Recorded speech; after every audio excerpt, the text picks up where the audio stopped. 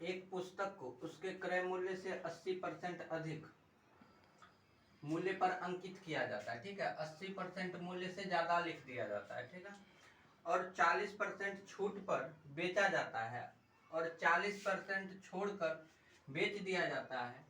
यदि छूट तथा लाभ के बीच का अंतर कितना है, 460 रुपए, 460.8 रुपए है, तो किताब का अंकित मूल्य कितना होगा? ध्यान दीजिए, एक होता है कॉस्ट प्राइस जिसको आप क्रय मूल्य बोलते हैं, एक होता है मार्केट प्राइस जिसको बोला जाता है अंकित मूल्य। अब ध्यान दीजिए कि अभी अगर कभी भी कोई सामान खरीदने जाता है तो क्या उसको जो एग्जैक्ट दाम बोलता है उस दाम पर से वो कुछ ना कुछ जरूर छूट करवाता है, ठीक है। तो दुकान वाला भी थोड़ा सा दिमाग लगाता है, अगर क्रय मूल्य पे वो छोड़ेगा, जितना उसको पड़ा है उस पर वो छोड़ेगा तो उसको हानि हो जाएगा। तो इसलिए वो पहले से ही कुछ मूल्य को बढ़ाकर उस पर अंकित कर देते हैं, जिसको कहा जाता है अंकित मूल्य, ठीक है। अब ये इतना तो आप भी समझदार हैं, जितना पे उसको पड़ा, जैसे मान लीजिए किताब 400 में खरीदा, ठीक है, और 410 में बेचा तो 10 रुपया का लाभ होगा। तो लाभ हमको किस पे होगा? क्रय मूल्य पे। लाभ हमको किस पे होगा? क्रय मूल्य पे। और छूट हमको किस पर होगा? छूट जो हम छोड़ेंगे, अगर क्रय मूल्य से छोड़ेंगे तो लाभ होना पॉसिबल नहीं। छूट जो होगा मेरा किस पे होगा? अंकित मूल्य पर। छूट किस पर? अंकित मूल्य पर। बस इसको दिमाग पे एकदम बैठा लेना है। जब लाभ का बात करें तो क्रय मूल्य, जब छूट का बात करें तो अंकित मूल्य, और जब परसेंट का बात करें तो इसको 100 लेके चलेंगे, जब लाभ का बात होगा और छूट का बात होगा तो इसको 100 लेके चलेंगे। बस अब बस इतना ही ध्यान देना है। ये ध्यान देना है, क्रय मूल्य पर लाभ, अब विक्रय मूल्य पर अंकित मूल्य पर छूट पड़ता है। अब ध्यान दीजिएगा, क्रय मूल्य से कितना परसेंट अधिक लिख दिया? 80% अधिक लिख दिया। अब ध्यान दीजिए, ऐसा सब सवाल को इससे नहीं, ये सब ध्यान में मत दीजिए। अभी फिलहाल 80% ज्यादा अंकित किया है, ध्यान दीजिए। अच्छा, इसका मतलब अगर मेरा क्रय मूल्य हम 100 मान ले और 80% इसमें से बढ़ाना है, इससे हमको कितना परसेंट बढ़ाना है? 80% बढ़ाना है। तो मार्केट प्राइस यानी जो अंकित मूल्य हो जाएगा वो मेरा 180 रुपया हो जाएगा। आप लोग निकालना जानते होंगे, फिर भी हम निकाल के बता देते हैं। कितना ज्यादा किया अंकित? 80% ज्यादा किया, वो भी किसका? यही संख्या का। तो ये कट गया, कितना हो गया? 180 रुपया, ठीक है। परसेंटेज का ये बेसिक नॉलेज रहना चाहिए।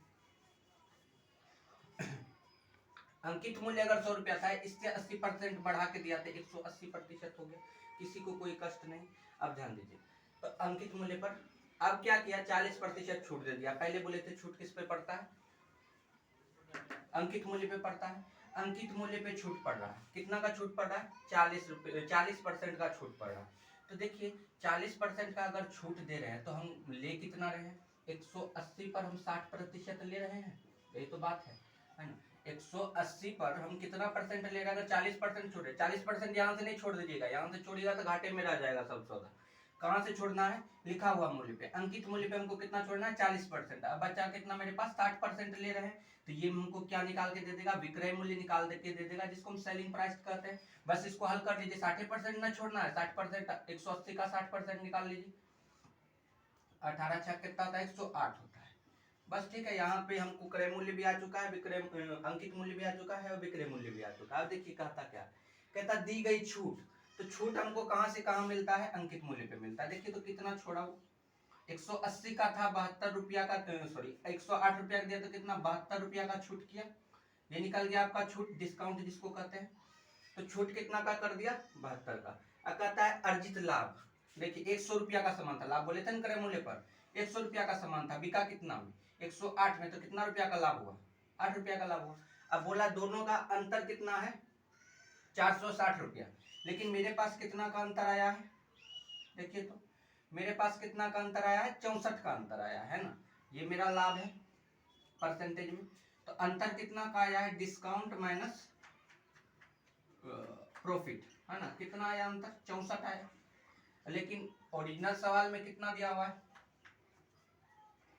460.8 रुपया। ये देखिए तो कितना गुना ज्यादा है? 7.2 गुना ज्यादा है।